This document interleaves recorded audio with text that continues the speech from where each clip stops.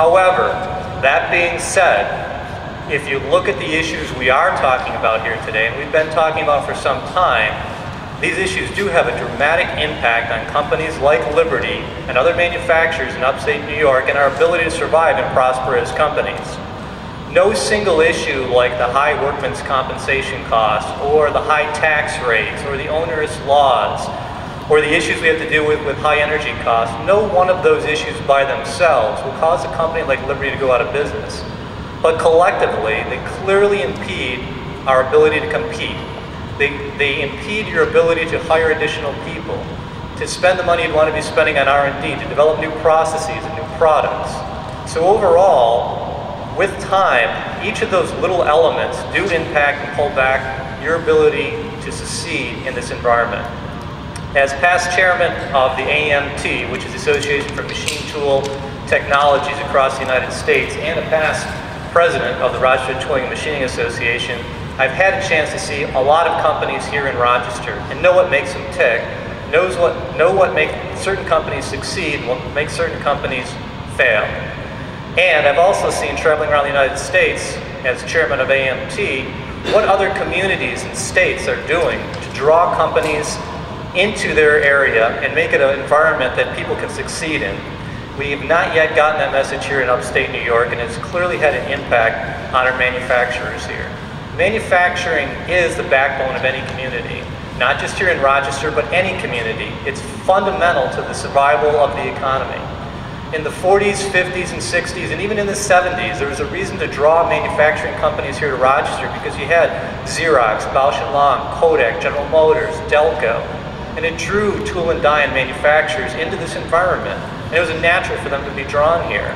But if you look at where we're at now and the changes that those companies have had to make themselves, there's not a natural draw such as those corporations to bring in a manufacturing base to town. Therefore, you need to find a way to level the playing field. And leveling the playing field is addressing these issues that we're talking about in order to make the environment more of a level playing field.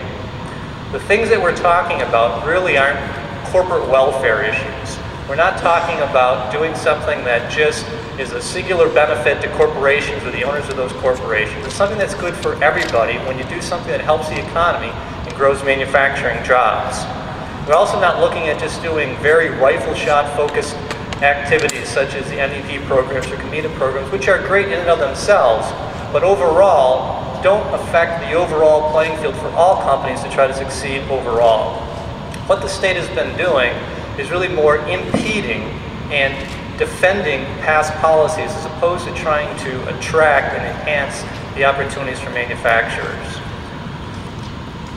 What we're really looking to try to do is get to a point of minimizing the pandering to a specific few in Albany and trying to have people understand in Albany that their ability to affect and impact the issues that we're talking about, the workers' comp, the high taxes, the issues of high energy costs, the onerous laws, the overall tax rate, those items can be affected.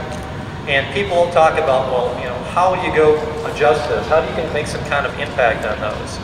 And people like myself that love manufacturing, love Rochester, love this community, look at it and say it's a lot like, I was just talking to a friend of mine about training for an ultra marathon. It's an issue of deciding what you're going to do, establishing a plan, and following that plan. And it's no different here. You decide you're going to take one step, then you're going to run 10 miles, then you're going to run 20 miles. You get one company, then you get 2 companies, then you get 100 companies, all focused on just taking a plan, moving that plan forward. And that's all it takes, one step at a time. Thank you.